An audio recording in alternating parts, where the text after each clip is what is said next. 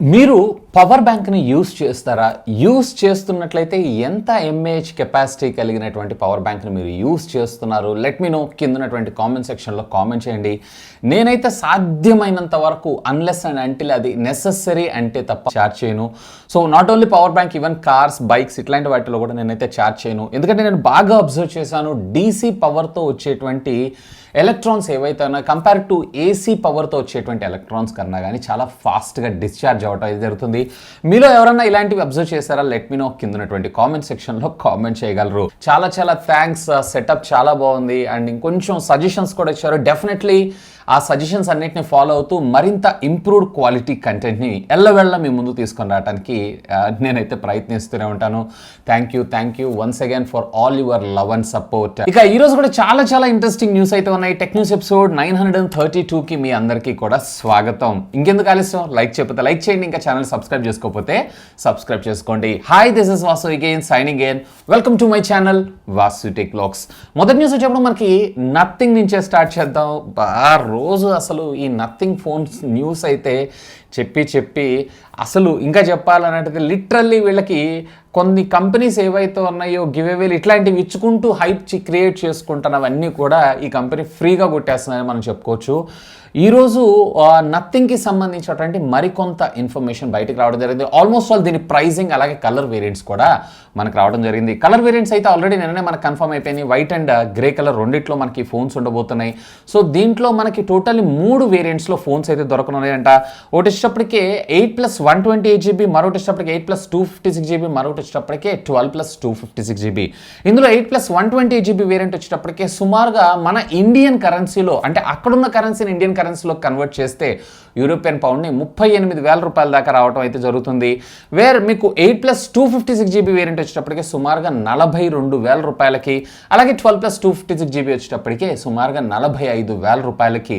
Maybe ఇంత price అయితే తీసుకొని రారు. నా అంచనా ప్రకారం దీన్ని సుమారుగా 35,000 రూపాయలకు మన ఇండియన్ మార్కెట్లోకి తీసుకొచ్చేటువంటి అవకాశం ఉందని నేను అనుకుంటున్నాను.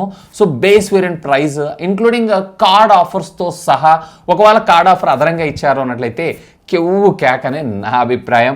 ఇన్ఫ్యాక్ట్ దీంతో పాటు ఈరోజు దీనికి సంబంధించినటువంటి రేర్ కెమెరా స్పెక్స్ కూడా లీక్ అయినాయి. 50 మెగాపిక్సెల్ ఆల్రెడీ మనం ఎప్పటి నుంచో చూస్తున్నాం.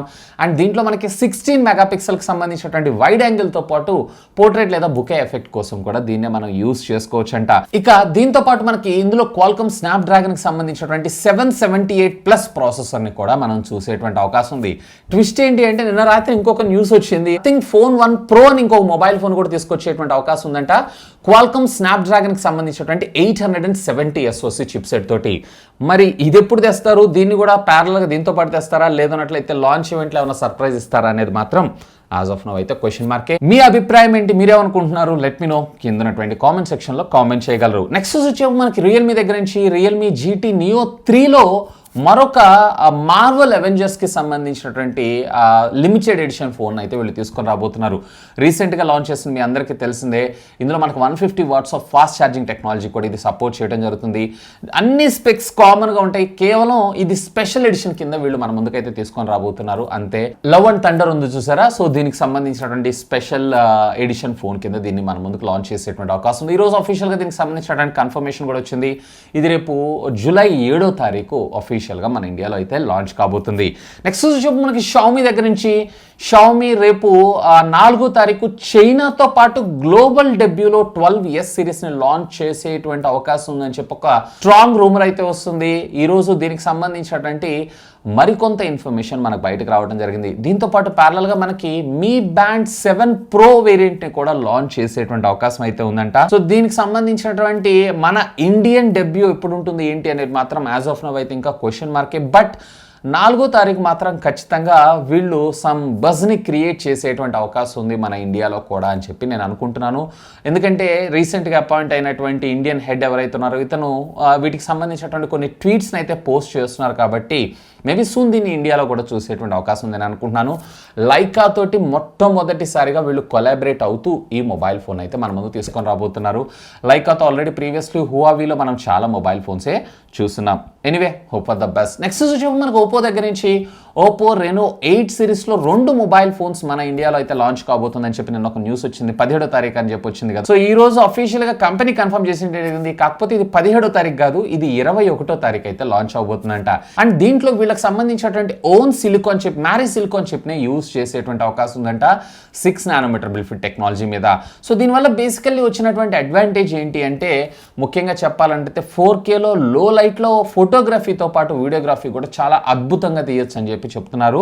మరి దీనికి సంబంధించినటువంటి మరింత ఇన్ఫర్మేషన్ అయితే మనకు తెలియాలంటే దీన్ని లాంచ్ అయ్యేంత వరకు అయితే మనం వెయిట్ చేయాల్సిందే. అఫ్ కోర్స్ ఎలాగో మనకి లీక్స్ వస్తూనే ఉంటాయి కాబట్టి రోజు టెక్న్యూస్ లో కవర్ చేస్తూనే ఉంటాను. నెక్స్ట్ వచ్చేపు మనకి మోటరోలా దగ్గర నుంచి, మోటరోలా మన ఇండియాలో త్వరలో ఒక ఫ్లాగ్షిప్ ఫోన్ని, ఒక బడ్జెట్ మొబైల్ ఫోన్ని లాంచ్ చేసేటువంటి అవకాశం ఉంది.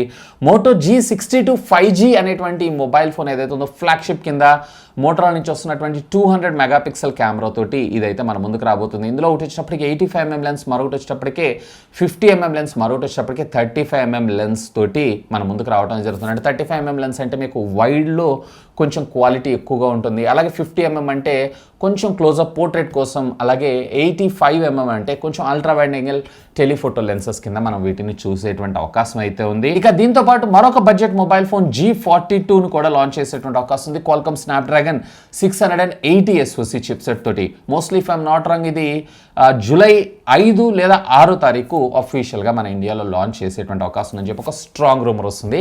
Hope for the best. Next వచ్చేప్పుడు మనకి వాట్సాప్ దగ్గర నుంచి వాట్సాప్ ఒక సరికొత్త ఫ్యూచర్ని అయితే మన ముందు తీసుకొని రాబోతుంది. ఇప్పుడు ప్రస్తుతం ఇది బీటా టెస్టింగ్లో అయితే ఉంది. అదేంటి అంటే, ఇప్పుడు సాధారణంగా మీరు ఏదైనా గ్రూప్లో యాడ్ అయి ఉన్నారనుకోండి, మీరు లెఫ్ట్ అయితే ఆటోమేటిక్గా అంతమందికి నోటిఫికేషన్ అయితే వెళ్తుంది కదా, అలా కాకుండా అక్కడ సైలెంట్గా మనం గ్రూప్లో నుంచి లెఫ్ట్ అయ్యేటువంటి ఫ్యూచర్ అయితే తీసుకొని వస్తున్నారు. అంటే మీరు లెఫ్ట్ అయింది మీకు తప్ప ఇంకెవ్వరికి తెలియదు, సైలెంట్గా మనం అయితే లెఫ్ట్ అవుతాం.